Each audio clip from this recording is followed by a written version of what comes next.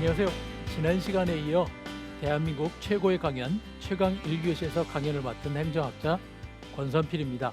지난 강연에서 주민자치와 공동체가 왜 필요한가에 대해 우리나라의 정부 구조와 운영 방식을 중심으로 말씀드렸습니다. 이번 주제는 공동체와 주민자치를 어떻게 이루어갈 것인가에 대한 이야기입니다. 사실 우리나라는 최근 100년을 제외하고 공동체와 주민자치의 나라였습니다. 우리의 문화와 관습 속에 남아있는 그 흔적을 다시 생각해 보면서 이를 통해 우리가 이루어가야 할 공동체와 주민자치에 대한 상상을 펼쳐보려고 합니다. 그래서 오늘 강연 주제는 자치와 공동체, 우리의 미래입니다.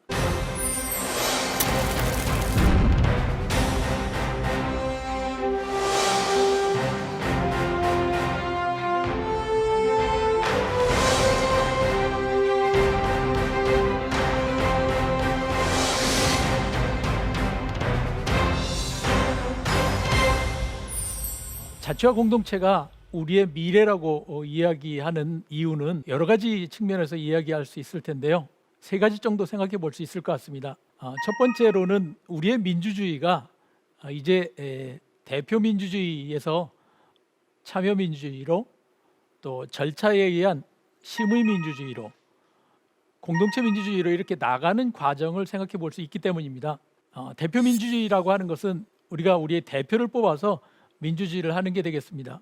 선거를 통해서 대통령과 국회의원 그리고 시장과 시의회 또 구청장과 구의회 이렇게 우리의 대표를 뽑아서 민주주의를 하는 것이 대표 민주주의가 되겠습니다. 이 대표 민주주의 위에다 정부가 운영되는 각 과정에 더 많은 사람이 참여해서 실제 주민의 의견이 반영될 수 있도록 하는 것이 참여 민주주의가 될 것 같고요.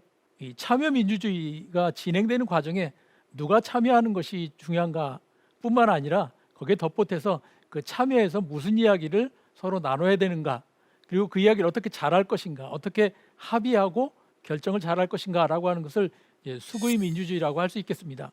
이런 수구의 민주주의가 더 잘 진행이 되려고 하면은 실제 우리가 살아가는 삶 자체에서 민주주의가 우리의 생활 양식이 되어야 된다고 할 수 있겠습니다. 이렇게 민주주의가 진화해 나가는 과정 혹은 발전해 나가는 과정에 결국은 마지막 부분에 우리의 생활 양식 자체가 민주적이 되어야 된다 이렇게 이야기할 수 있을 겁니다. 바로 이 생활 양식이 민주적이 되는 것이 바로 주민자치와 공동체와 관련이 있는 부분이 되겠습니다. 이 부분에 대해서 꼭 한 가지 덧붙여 말씀드리고 싶은 것은 이렇게 변화하는 단계가 많은 분들은 대표 민주주의가 없어지고 또는 다음 단계에 절차 민주주의로 대치되고 절차적 민주주의가 심의 민주주의로 대체되고 이렇게 생각하는 경향이 있더라고요.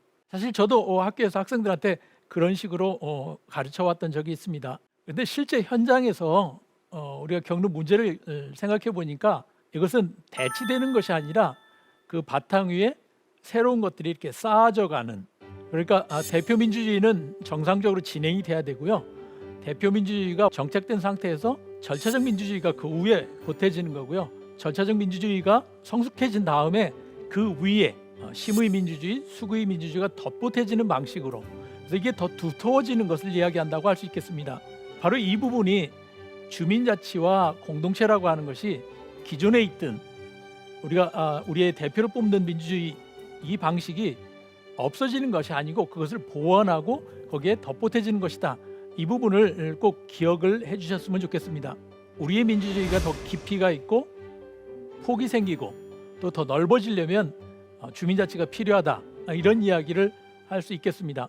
두 번째로 우리가 이렇게 주민자치와 공동체를 생각하고 그것을 풀어갈 수 있는 방법 중에 하나는 다른 나라를 어떻게 하고 있는 것을 보는 것이죠.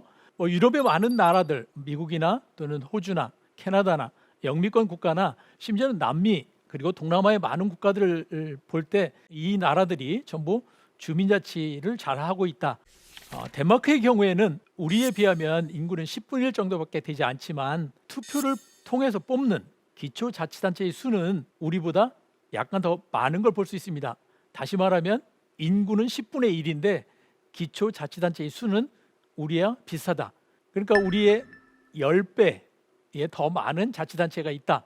이렇게 얘기할 수 있을 것 같습니다. 구체적으로 이 자치단체의 인구가 덴마크의 경우에는 2만 229명 그리고 우리나라는 22만 명이 좀 넘습니다. 2만 명 단위마다 스스로의 대표를 뽑거나 또는 우리를 대표하는 의원들을 뽑는다는 얘기입니다. 선거가 있다는 얘기죠. 그런데 우리는 아직도 기초자치단체의 선거가 가장 낮은 단위가 되겠습니다. 그리고 전체 공무원 비중 중에서도 덴마크의 경우에는 지방에 있는 공무원이 70%고 우리나라는 36.5%가 되겠습니다. 그러니까 많은 공무원들이 중앙에서 일을 한다라는 거죠. 우리나라는 지방에서 일하는 공무원은 적고요. 실제 우리가 동사무소에 일하는 공무원보다는 구청에서 일하는 공무원이 더 많고 구청보다는 도청이나 광역시청이 더 많고 중앙정부가 더 많다. 이렇게 얘기할 수도 있을 것 같습니다. 물론 이제 국가 전체적으로 보면 다르지만 내가 살고 있는 지역을 중심으로 보면 이렇게 역삼각형이 된다라고 이야기할 수 있겠습니다. 더 중요한 업무에 있어서는 덴마크에는 70%가 지방자치단체가 직접 관여를 하고 있습니다. 이 말이 무슨 말인지 정확하게 이해하시지 못할 것 같은데요. 가장 대표적인 예가 학교에 관한 게 되겠습니다. 오늘날의 경우에 우리나라의 경우에는 사실 우리 동네에 있는 학교에 대해서 주민들이 결정할 수 있는 게 아무것도 없습니다. 제가 이 표현이 적절한지 모르겠는데요. 실제 아이를 학교에 보내신 분들은 이제 그런 생각을 하실 것 같습니다. 어떤 선생님이 우리 아이를 가르쳐 줄 건가라고 하는 것에 대해서 주민이 결정할 수 있는 게 아무것도 없습니다. 어떤 과목을 배울 것인가, 조금 더 나아가서 학교를 몇 시에 가고 몇 시간 공부하고 주말에는 어떻게 할 건가, 이런 거를 주민들이 결정할 수 있는 권한을 우리나라에서는 아무것도 가지고 있지 못하죠. 반대로 덴마크에서는 거의 이 부분이 전적으로 오히려 주민들이 결정할 수 있는 자치의 업무에 속하고 있습니다.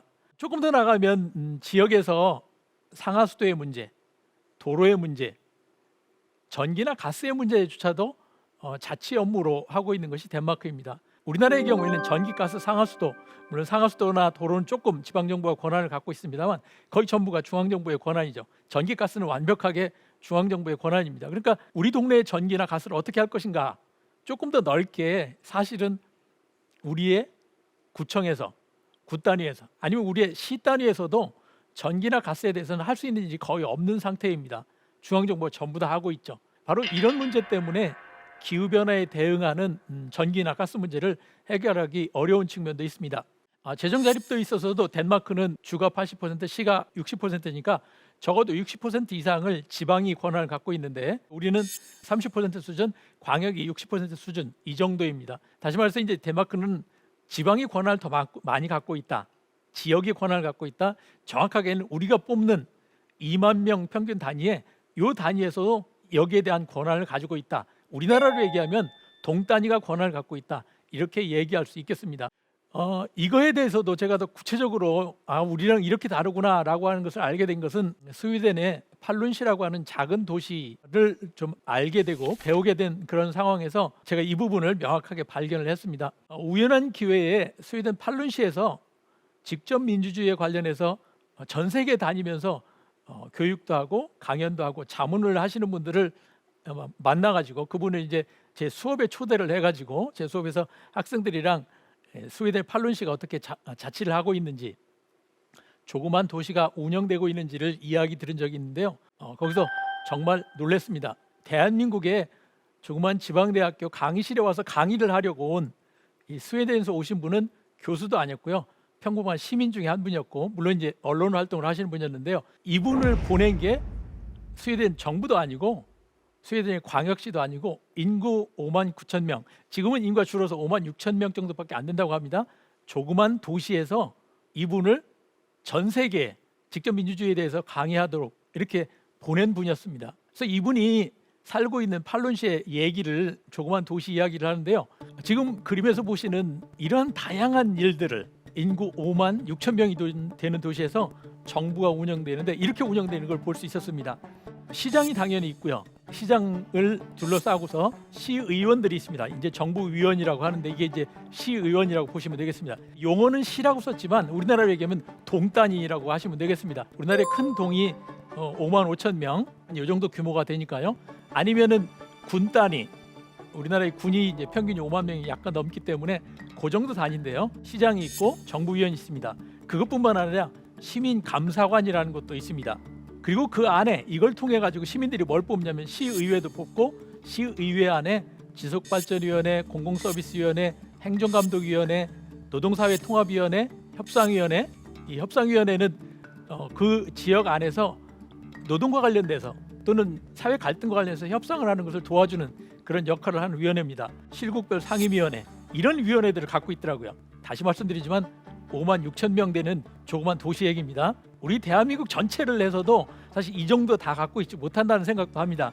말씀드린 것처럼 우리나라에서 해외에 공식적으로 우리나라 민주주의를 소개해서 보내는 분들이 몇 명이나 있을까요? 이 도시는 그걸 보내고 있었습니다. 그것뿐만 아니라 시민 배심원제를 하고 있어서 주요한 재판을 할 때 시민들이 직접 참여를 하고 있고요. 검찰 제도도 시민들이 직접 운영을 하고 있습니다. 그래서 검찰 시민 커미션 제도가 있어서 검찰 시민 위원회가 있어서 운영되고 있고요. 판사나 검사를 직선하고 있습니다. 5만 5천 명 도시에서 판사나 검사를 직선, 주민들이 직접 뽑고 있습니다. 시민 경찰 제도를 하고 있고요. 행정부서에도 다양한 부서가 있습니다. 말씀드렸던 직접 민주주의와 관련해서 적극적으로 활동을 하면서 해외에 우리나라에까지 자기 도시에서 하고 있는 직접 민주주의를 알리기 위해서 시민을 다른 나라에 보내가지고 전 세계를 돌면서 강연을 하도록 그렇게 하고 있는 도시였습니다. 스웨덴이라는 나라가 인구가 600만 가까이 되는 이런 나라라는 건 알고 있었지만은 작은 도시 하나에서 이 정도로 할 수 있었다라는 것은 상상도 할 수 없는 일이었죠. 주민자치를 이렇게 할 수 있고 주민자치를 통해서 이런 것이 가능하다라고 하는 것을 볼 수 있는 사례가 될 수 있습니다. 주민자치에 관련해서 이제 더 흥미로운 이야기 중에 한 가지는 던바이 법칙이라고 하는 게 있는데요. 이분이 SNS 같은 걸 조사를 해보고 또 사람들이 편지나 전화나 이런 걸 하는 것 갖고 조사를 해보니까 대략 150명 정도가 인간이 친분 관계를 맺을 수 있는 맥시멈이다 또는 최적의 범위다 이런 주장을 하셨습니다. 그러니까 결국 우리가 살아가면서 꼭 필요한 사람은 최소한 150명 정도 범위에 들어가 있다라는 거죠. 실제 우리가 알고 있는 사람은 500명, 알 것도 같은 사람은 1,500명 정도의 범위이지만 실제 살아가면서 무엇인가 주고받는, 감정적으로 또는 경제적으로 주고받으면서 살고 있는 사람은 실제 숫자는 150명 정도라고 얘기합니다. 그래서 극단적으로 이런 표현을 쓰거든요. 던바 교수는 사람이 살아가면서 150명의 관계만 있으면 인간의 모든 문제를 해결한다. 이것이 단순히 SNS나 현대 사회를 갖고 조사한 것이 아니라 인간의 진화 과정에 나타난 그런 이야기를 합니다. 인간의 진화 과정 속에서 인간은 일정한 수의 사람들과의 관계를 맺을 수밖에 없다. 많은 사람들과 관계를 맺을 수 없다. 이런 이야기를 하는 겁니다. 인간이 만든 가장 작은 공동체는 가족인데 이 가족이 어떻게 만들어졌는가라고 하는 것을 설명하는데 우리가 전혀 생각하지 못한 방식으로 이야기를 하더라고요. 인간이 가장 최초에 만든 공동체는 모성 공동체였다고 하는 겁니다. 그 모성 공동체는 아기하고 아이를 낳은 엄마하고, 그리고 이 두 사람은, 엄마나 아기는 외부 환경이 취약하고 먹을 것을 조달하거나 이런 것이 취약하기 때문에 도와주는 사람이 필요하죠. 그 도와주는 사람이 어떤 사람이 있냐면 이모, 고모, 그리고 할머니. 바로 이렇게 해서 5명에서 7명 정도가 인간의 최초의 공동체라고 였다고 합니다. 그게 이제 가장 기본적인 공동체라고 하는 거죠. 그래서 이 사람들이 이 아이를 키우는 모성 공동체를 유지하기 위해서 그 바깥에서 이제 남자들이 나타나게 됩니다. 그래서 이 남자들이 합쳐지면 이게 소규모의 이제 확대 가족이 나타나고요. 15명 사이즈에 이 15명 정도가 이제 같이 사냥을 하거나 다른 활동을 하고 해서 이제 협력을 하게 되면 그 다음 단계가 35명 정도 또는 50명 단위 이런 공동체가 나타난다라고 하는 거죠. 각각의 단위, 이 사람 모이는 숫자가 나타나는 데는 그 이유 또는 해결하고자 하는 문제가 반드시 같이 결합이 돼 있다라는 이야기를 하는 겁니다. 제가 왜 이 이야기를 드리냐면 우리가 공동체나 주민자치라고 할 때 이것은 아주 작은 범위를 얘기합니다. 우리나라의 경우에 주민자치라고 할 때 대략 10,000명 이하의 10,000명 정도의 내외의 읍면동 규모를 이야기하는 겁니다. 공동체라고 하면 그보다 더 작은 단위를 이야기하는 거죠. 이 두 가지 단위가 공동체가 됐든 주민자치가 됐든 이 단위가 분명히 해결해야 할 수 있는 문제 또는 해결해야 될 문제가 있다라고 하는 겁니다. 구체적으로 예를 몇 가지 말씀드리겠습니다. 그 중에 한 가지가 이제 재난 문제인데요. 사실 이 이야기는 정말 슬픈 이야기고 지난 여름에 여러분들이 뉴스를 통해서 많이 들었던 이야기입니다. 지난 여름 폭우에 관악구 신림동 반지하에서 가족 3분이 돌아가신 이런 일이 있었죠. 물이 가득 차서 거기서 빠져나오지 못하고 돌아가셨는데 이 문제를 어떻게 생각할까라고 하는 부분을 질문을 해보고 싶은 겁니다. 이 3분이 돌아가지 않으시려면 어떻게 했었을까? 우리 언론에서 얘기하고 있는, 우리가 사회적으로 이야기하는 것은 전부 다 2가지 얘기에 집중되어 있습니다. 경찰이 어떻게 할 것인가? 소방이 어떻게 했었을까? 긴급한 사태, 위기 상황에서 우리를 도와주는 경찰과 소방 얘기가 가장 많았습니다. 아시는 것처럼 경찰과 소방은 이건 중앙정부가 운영하는 국가 조직일 뿐입니다. 더군다나 이제 실제 경찰과 소방이 뭘 할 수 있었다 하더라도 문제는 이때 상황이 너무나 많은 곳에서 어려움이 있었기 때문에 경찰이 또 소방이 거기까지 갈 수 없었던 상황이죠.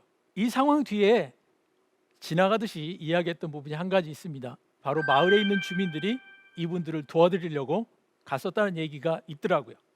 제가 몇 달 전에 이 신림동 지역에서 청년들과 만나고 강의를 한 적이 있었습니다. 그때 들은 이야기예요. 실제 이런 어려움을 겪으니까 주민들이 다 나와가지고 서로 도와주는 일을 했다라는 겁니다. 특히 지역에서 봉사활동을 하시는 분들이 다니면서 이런 어려운 분들을 도와주기 위해서 돌아다녔다고 하더라고요.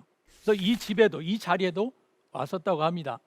반지하로 내려가는 창이 있었고, 반지하의 창이 있었고, 그 창에 있는 창살을 떼기 위해서 실제 노력까지 했었다고 하더라고요. 근데 문제는 뭐였냐면 이 창살이 안에서부터 이렇게 붙여놓은 거라 밖에서 떼어낼 수가 없었다고 합니다. 문제를 해결을 못했던 거예요.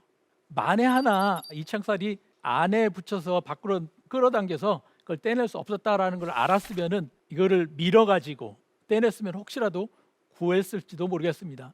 여기서 이 세 명이 사는 거에 대해서 알고 있는 사람들이 누가 있었을까? 이 세 명과 관계를 갖고 있었던 사람이 누가 있었을까라고 하는 질문을 해보는 겁니다. 만에 하나 가정에서 생각해봐서 이 맞은편에 또는 위층에 사는 분, 아래층에 사는 분들 중에 이 집에 들어와 본 적이 있고 이분들을 알고 있고 그 안의 구조가 어떤지 아는 분이 있었으면은 이렇게 죽지 않으실 수 있는 그런 상황이 될 수도 있다라고 하는 걸 충분히 생각해 볼 수 있을 겁니다. 재난 상황에서 가장 필요한 거는 바로 옆에 있는 사람의 도움입니다. 이웃의 도움, 옆집, 앞집, 윗집, 아랫집 가장 가까이 있는 분이 도와주는 것이 필요하지. 동사무소도 그보다 더 멀리 있는 경찰이나 소방도 사실은 하고 싶어도 할 수 없는 상황이 될 수도 있습니다. 이 부분에 대해서 우리 사회가 얼만큼 생각하고 있느냐라고 하는 부분을 말씀드리는 겁니다. 최근에 지난 지방선거를 통해서 많은 지역에서 이 15분 도시라고 하는 개념들 이런 이야기들을 하고 있는데요. 프랑스에서 나온 얘기입니다. 인간의 삶의 범위는 정해져 있고 그 많은 문제는 그 좁은 범위에서 일어난다. 따라서 문제를 해결하기 위해서 시간을 기준으로 내가 살고 있는 곳에서 15분 안에서 삶의 많은 문제를 해결하도록 만들자라고 하는 것이 15분 도시의 접근입니다. 이렇게 나를 중심으로 가까이 있는 분들이 함께 문제를 해결하도록 하는 것, 그게 바로 주민자치고 공동체 방식이라고 이야기할 수 있을 것입니다. 그래서 우리에게 필요한 15분 도시가 무엇인가라고 하는 것을 정해줄 것이 아니라, 위에서 정해주는 것이 아니라, 그것이 광역이 됐든 중앙정부가 됐든 기초에서 정해줄 수 있는 것이 아니라 그보다 더 작은 단위에서 스스로 찾아낼 수 있도록 하는 것이 필요한 거죠. 걸어서 15분 도시면 동범위 안에 더 작은 범위가 될 겁니다. 15분 거리는요. 그러니까 사실 우리의 동단위보다 더 작은 단위로 생각을 해봐야 된다는 이런 얘기가 되겠습니다. 국내에서도 사실 이런 식으로 갈등이 되는 문제들, 지역의 문제를 이 주민자치 방식으로 또는 자치의 방식으로 해결한 사례는 정말 많이 나타나고 있습니다. 이 부분 이제 우리가 같이 공부하고 또 찾아볼 필요가 있다고 생각하는데요. 그 중에 한 가지가 이 주정차 홀짝제라고 하는 부분입니다. 도시에서는 일부 이제 시행을 하고 있는 데가 있는데요. 제가 이 이야기를 처음 들은 것은 이제 남원에 가서 주민들하고 만나서 이야기할 때였습니다. 옛날 구도시 지역, 그러니까 면단지니까요. 옛날 장터에 있는 시내, 읍내죠. 읍내 길 한가운데가 옛날에 만든 길이니까 길이 아주 좁았습니다. 그래서 양쪽에 가게가 있고요. 근데 차를 많이 타고 다니니까 차를 세워야 되는데 한쪽에 세우면 다른 쪽에는 차가 일방통행을 해야 될 정도로 좁은 길이었습니다. 그래서 주민들 사이에 특히 이 가게 양쪽에 있는 가게들 사이에 갈등이 생기는 거예요. 차를 세우면 바로 가게에 들어갈 수 있으니까 많은 분들이 차를 세우려고 하는데 차를 세우면 차량 통행이 안 되고요.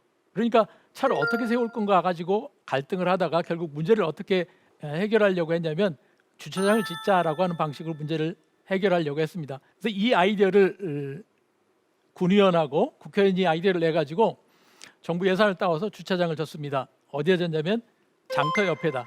이 길이 아니라 장터 옆에다 주차장을 졌습니다. 그래서 차를 거기다 세우고 여기 장을 보라고 이렇게 정책을 세워서 실제 주차장을 만들었습니다. 문제는 뭐냐면 사람들이 장터에 만든 주차장에 차를 세우고 이 길거리에 있는 읍내 상가에 가서 장을 보고 걸어가는 것 자체가 불편하니까 안 세우는 거예요. 주차장이 텅텅 빕니다. 그냥 차를 옛날처럼 그대로 세우는 거예요. 그래서 주차장을 세우는 비용이 전부 낭비가 된 거죠. 그래서 다시 돌아와서 이제 길에 차를 세우기 시작하는데, 그러면 이 문제를 어떻게 해결할 거냐라고 해서 주민들이 아이디어를 낸 것이 뭐냐면 홀짝제를 하는 거였습니다. 좁은 길 양쪽에 홀짝 날수에 따라서 왼쪽 오른쪽 바꿔가며 주차를 하는, 그래서 도로에 하루는 한쪽에 그리고 그 다음 날은 반대쪽에 차를 세우는 거죠. 그래서 양쪽으로 주차를 하는 거로 하니까 차를 한쪽에 세우니까 이제 차가 다니는 것도 문제가 없고 그나마 이제 양쪽 가게를 이용하는데 불편이 없는 이런 아이디어를 내 가지고 실제 주정차 홀짝제를 그 동네에서 시작을 했습니다.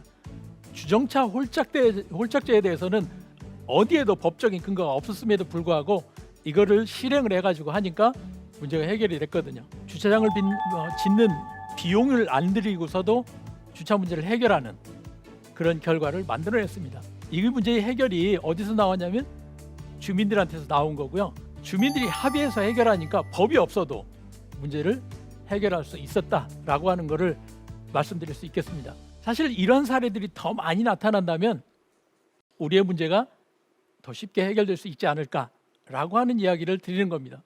주민자치를 해야 되는 이유는 바로 이렇게 우리 일상생활에서 직접 경험하는 문제를 스스로 우리가 생각해서 창의적으로 혁신적으로 해결하자라고 하는 부분이 주민자치의 어떤 정당성의 근거가 될 거고요. 그렇게 하려면은 지역 주민이 서로 협력해야 되는 공동체적인 접근이 필요하다, 이런 말씀을 드릴 수 있겠습니다.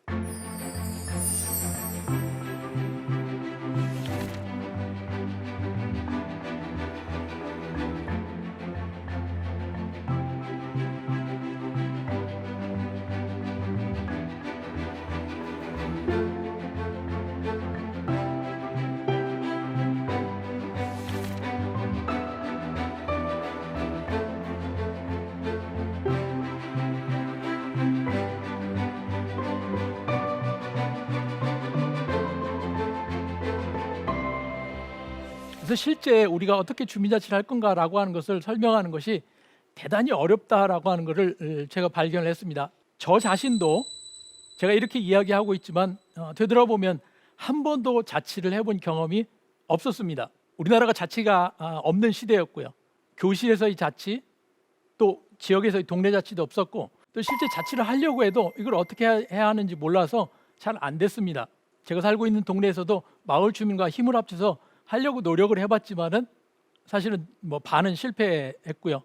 또 다른 공동체라고 할 수 있는 제가 속해 있는 교회에서도 우리가 공동체적으로 뭔가 문제를 해결해 보자라고 했었지만은 뭐 절반의 성공, 절반의 실패였던 것 같습니다. 직장에서도 마찬가지고요. 왜 이렇게 실패를 할까? 우리가 공동체를 할 수 없을까라고 하는 걸 생각해 보면서 내린 결론 중에 하나가 바로 우리가 공동체에 대한 경험 또는 지방자치에 대한 경험이 한 번도 없었다라고 하는 부분입니다. 조선시대가 끝나고 나서부터 우리 한국 사회는 자치라고 하는 경험이 모두 다 사라졌습니다. 그래서 현재 살아있는 우리 대한민국의 모든 사람은 저처럼 자치를 얘기하는 사람조차도 실제 자치의 경험이 없는 사람들입니다. 자치를 해본 경험이 없어요.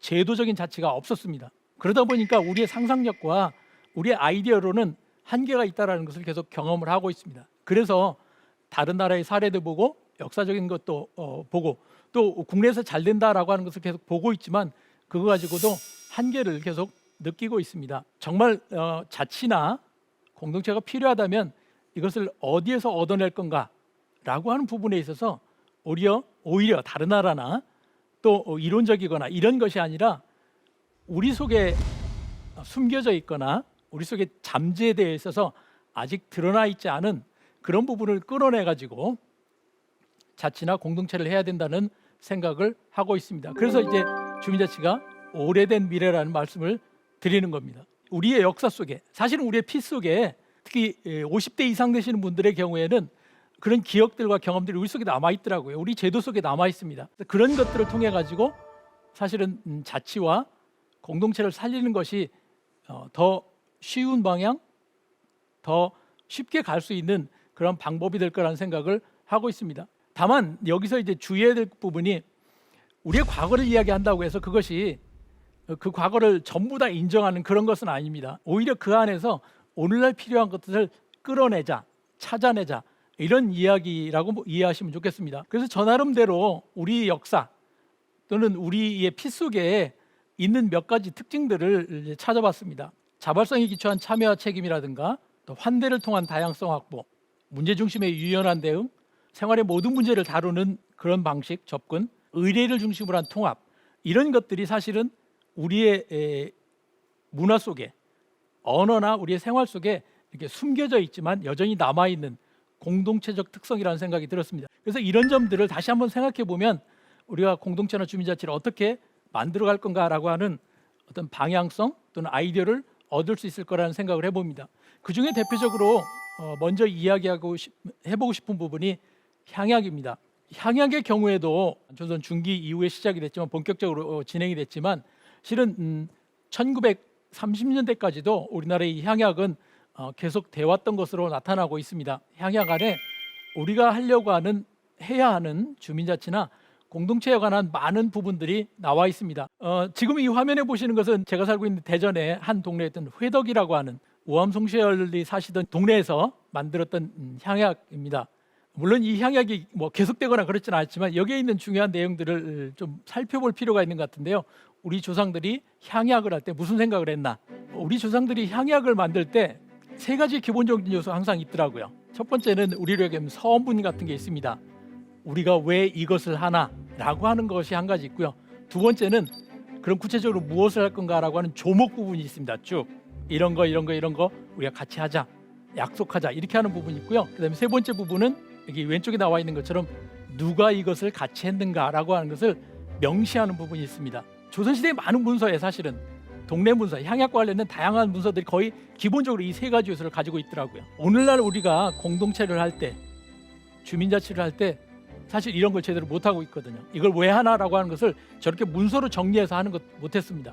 예를 들어 동창회를 하면서 또는 친목단체를 만들면서 이런 걸 하고 있을까요? 아직도 이런 걸 못하고 있다고 생각을 합니다.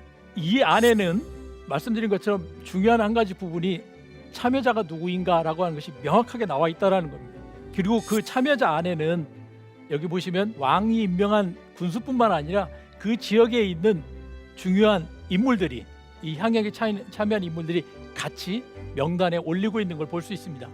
동격으로 사실은 올라온 거예요. 향약이 양반을 중심으로 했다면 평민을 중심으로 또는 천민을 중심으로도 비슷한 게 있었습니다. 그게 이제 계라고 하는 거죠. 동네마다 하는 동계가 있었고 촌단위 하는 계가 있었고 더 작은 다양한 목적을 갖고 하는 계가 있었습니다. 이 계의 경우에도 반드시 앞에 말씀드린 것 같은 그런 문서들을 만들고 있는 걸 볼 수 있습니다. 동계의 경우에 동단위에서 하는 그러니까 지금으로 얘기하면 이제 마을 단위보다 조금 클 수도 있고 마을 단위인데요. 이 동계에 보면 그 동에서 삶에 관련된 다양한 부분들이 다 들어 있는데요.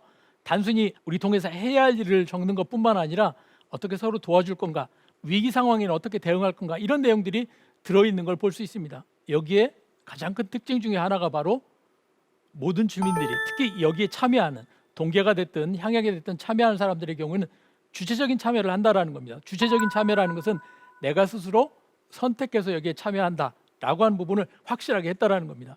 실제로 이제 그 율곡 선생님께서 입약 법례라고 하는 걸 만드셨는데 이 이야기는 뭐냐면 향약 같은 걸 만들 때 여기 입약 약속을 세울 때 샘플로 되는 거로 이런 거를 하는 거다라고 하는 이 향약의 표준안 같은 걸 만드셨습니다. 그것이 이제 율곡전서에 남아 있는데요. 이 입약 법례 안에 보면은 제가 말씀드린 그런 여러 요소가 들어 있습니다.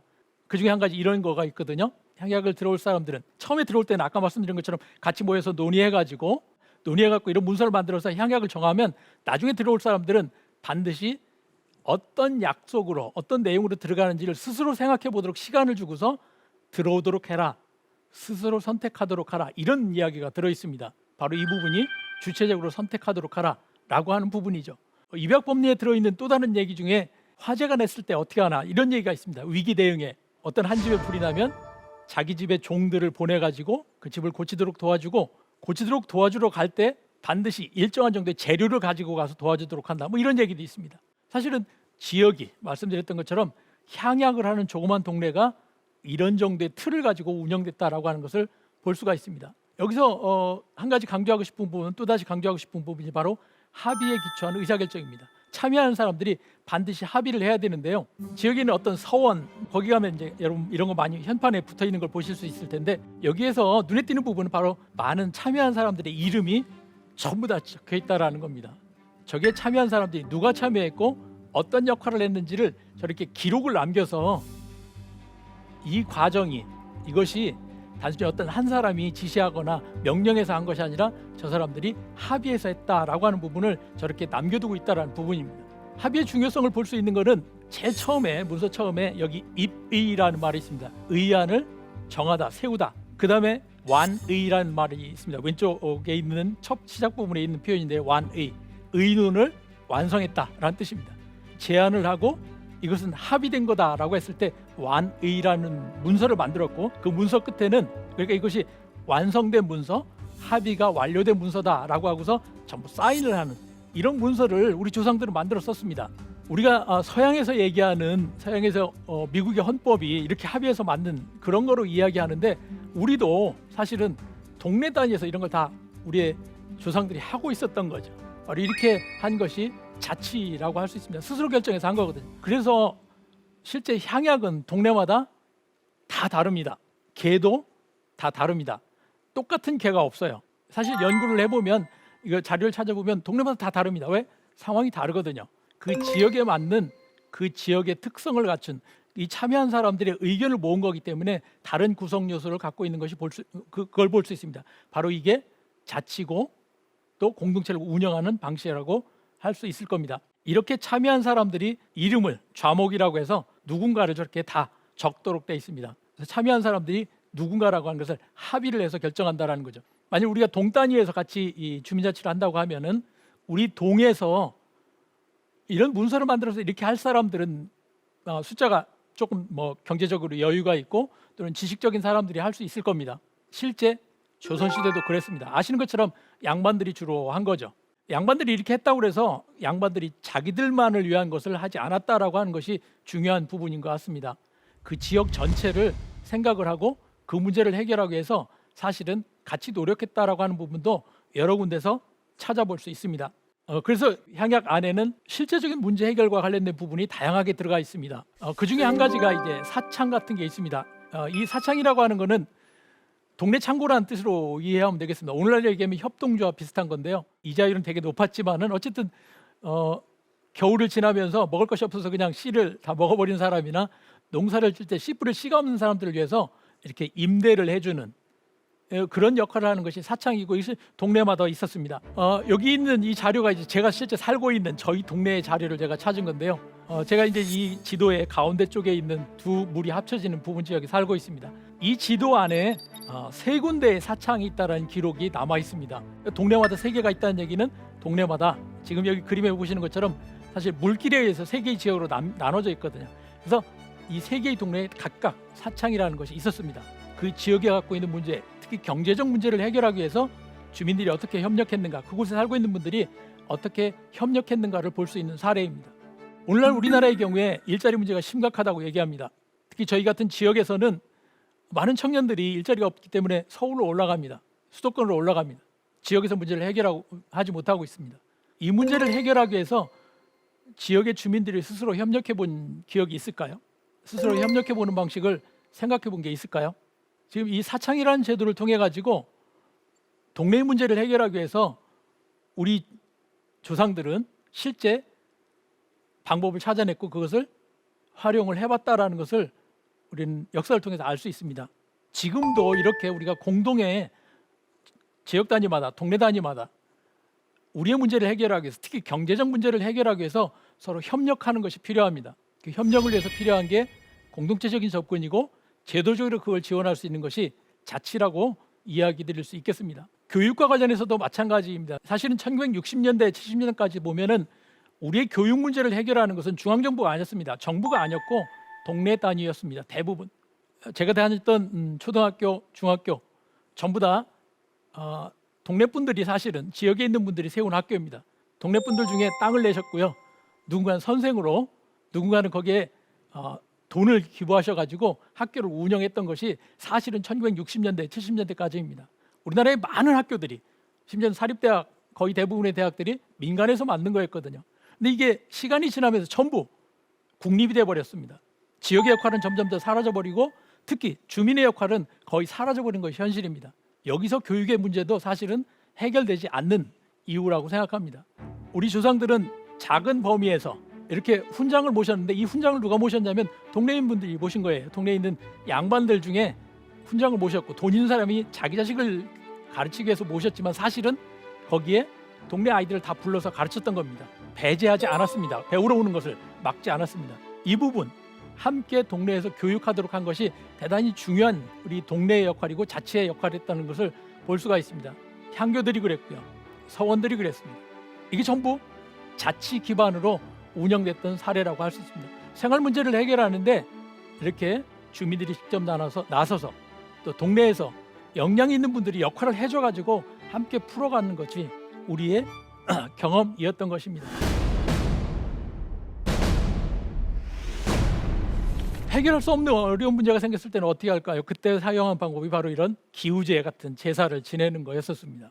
예, 기우제가 하늘을 향해서 제사를 지내란다고 생각하시는데 이거는 오해입니다. 우리 조상들은 기독교에서 생각하는 것 같은 그런 신에 대해서 제사하는 것이 아니었고요. 조금 다른 방식으로 생각을 했었습니다. 우리 조상들의 제사는 공동체적인 특성이 컸고 우리가 섬기는 것은 우리가 이제 기대하는 것은 뭐냐면 하늘, 천, 그리고 땅, 그리고 사람 이 세 가지가 어떻게 잘 연결이 돼가지고 문제를 풀 것인가라는 고민을 했었기 때문에 사실 이 기우제 안에는 사람의 역할들에 관한 논의도 반드시 빠지지 않고 있었다라는 것입니다. 이에 비해서 현재 우리의 문제 해결은 대부분 조직을 통해서 활용을 하려고 합니다. 해결을 하려고 합니다. 공동체적 접근이 필요하고 그 공동체적 접근을 보여주는 예가 바로 우리 조상들이 했던 의례를 통해서 행하는 거였습니다. 많은 잔치들이 공동체적으로 진행됐죠. 제가 어릴 때 기억합니다. 할아버지 생신 때면은 며칠 전부터 다니면서 생일잔치, 생일 아침 드시러 오시라고 모시러 다녔거든요. 바로 그게 공동체적인 거였었죠. 결혼식도 그렇게 했고 장례식도 그렇게 했습니다. 개인의 잔치가 아니었던 겁니다. 거의 모든 중요한 의례들이 공동체적인 접근을 했습니다. 시간이 지나면서 이게 점점 가족 중심, 개인 중심으로 옮겨갔던 거죠. 그래서 이 부분을 우리가 조금 더 과거의 방식으로 공동체적인 접근으로 회복할 필요가 있다고 생각합니다. 그래서 실제 주민자치가 가장 잘 되는 곳들은 이렇게 다양한 형태의 모임들이 활성화된 곳입니다. 그래서 저는 주민자치를 접근하는 중요한 방법 중에 한 가지가 의례 공동체로 접근하는 것이라고 생각합니다. 의례로 접근하는 방식이 이렇게 되거든요. 지금 동네에서 제사를 지내는 옛날 방식을 잠깐 보여드리는데 여기서 보시면 동네 동제를 지낼 때 첫 번째는 하늘과 땅에 알리는 것부터 먼저 시작합니다.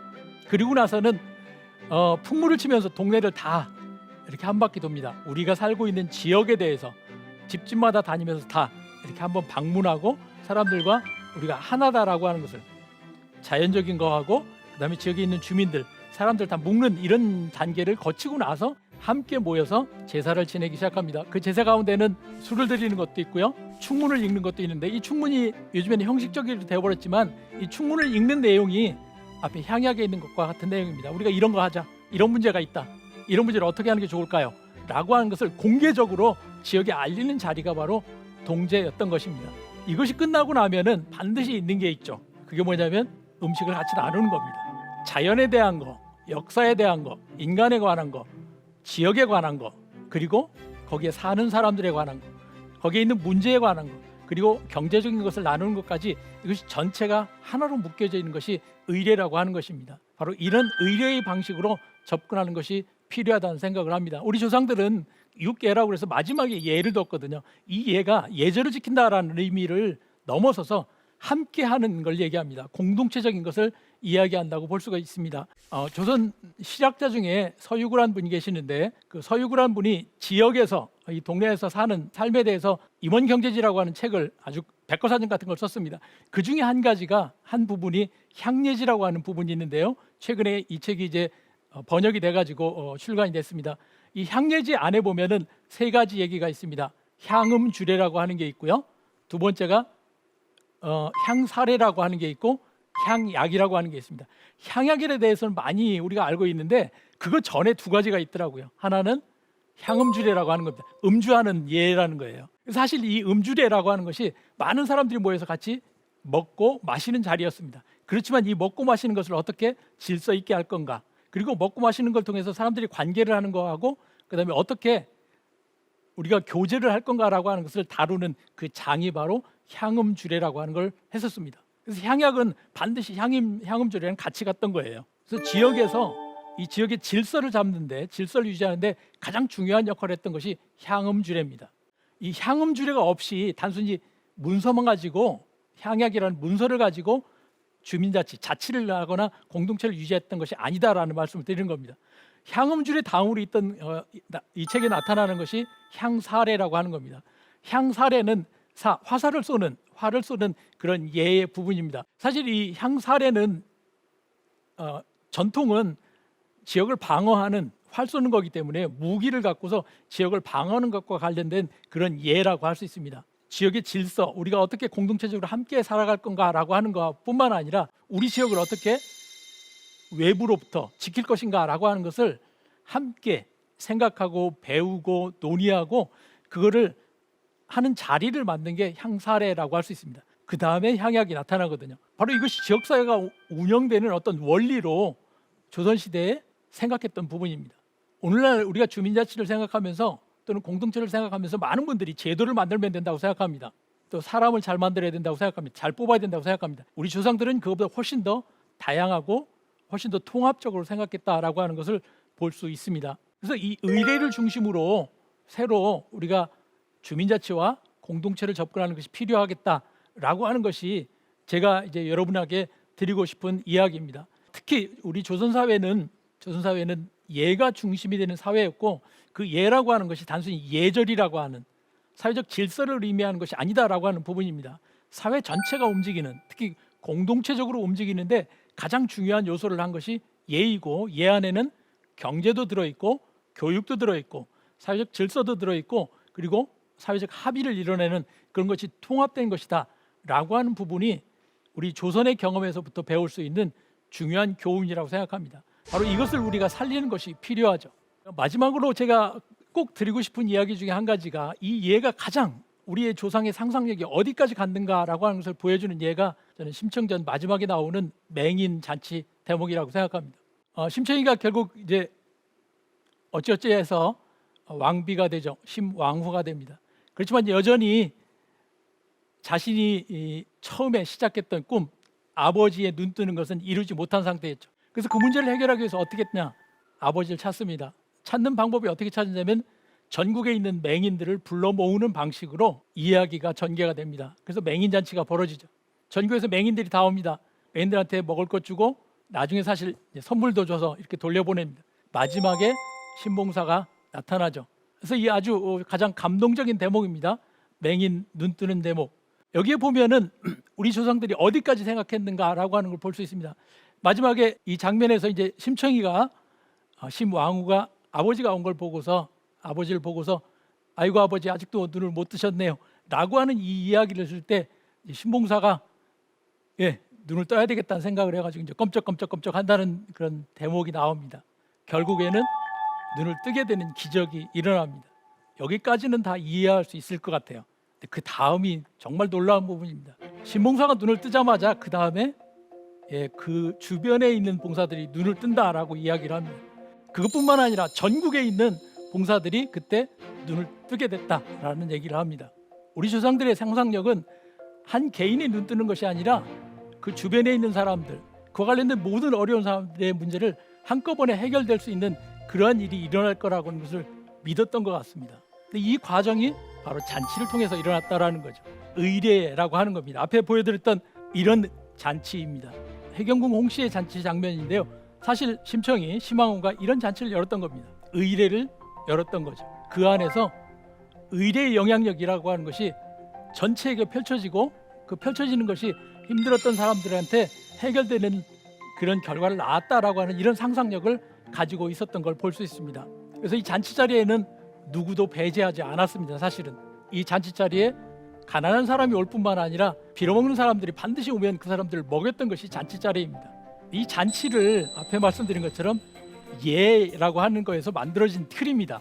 먹고 마시는 자리가 아니고 예를 지켜서 그 예를 실행하는 리추얼, 의식 자리에 초대를 받은 것입니다.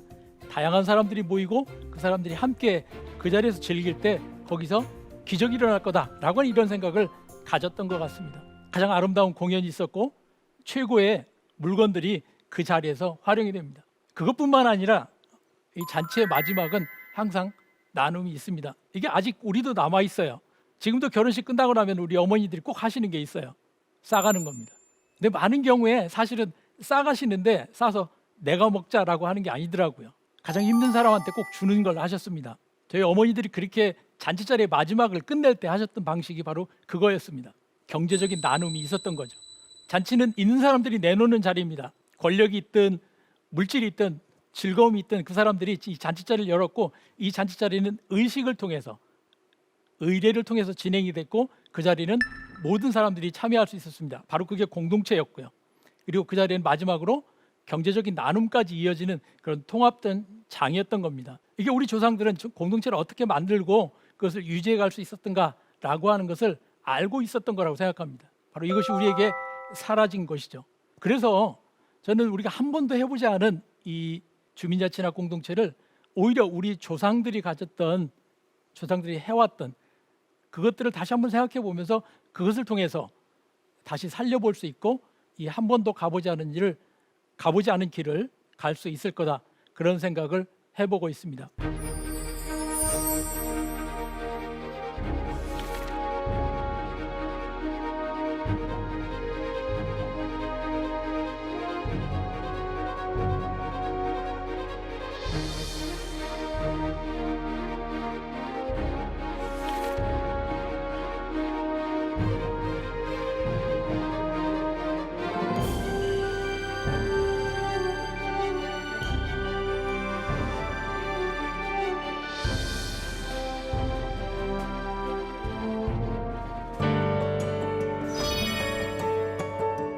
공동체와 주민자치는 우리의 오래된 미래다.